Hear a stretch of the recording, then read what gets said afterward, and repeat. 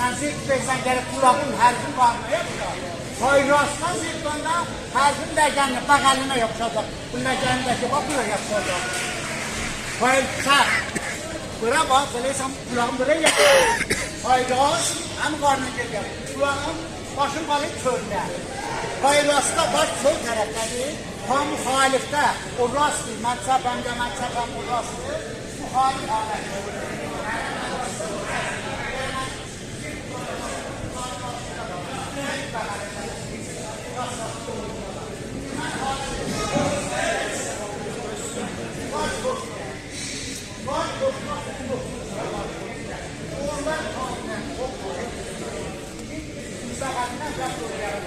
Yani her gün mani oluyor.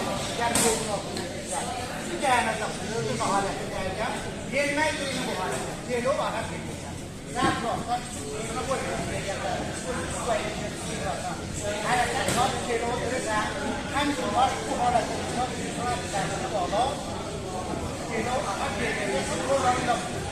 Həm deyiləyəndə dəstiqasla, hangi dəyərsən.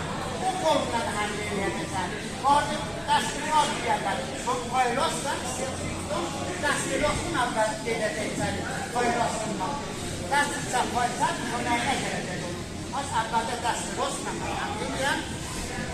Koyuyorsun həm deyiləyən. Əgər koysan həm köməklə. Yukarıda konuşuya baxın, dəyərli bu hərəkət. Dəyərlərin məskən hərəkət olsun, cüzdürsən bu hərəkət. Bu hərəkət sərgəmlikdən gələk. Dəyərli. Her gün burası, məmləkətdən var, evin üstünə. Başında bir yan iki tərəfdən bəqəlidən. Bu da məndən o cüzdəydir. Görəysən, in bu halətdə dəyəndir. Buna sərkəm çoğdan deyəndir. Gördün mü halətdə? Ayrıyam özüdür. Bu şükürüyor, bundan istəyəcəmisilər. Getirinə bax, üç gətiriyəm. Aman əksüləməz yerlədir. Mən zərbə vuruyam, özünə qurdan edir. Səbəbi olsun. Bunu çabəyəm qalxır. Çabəyəm səsini qurdasan. Çabəyəm qalxısı bu gecəmdir. Bu hərəkət. Hayvan, bak, şunu yapmak için belirtir.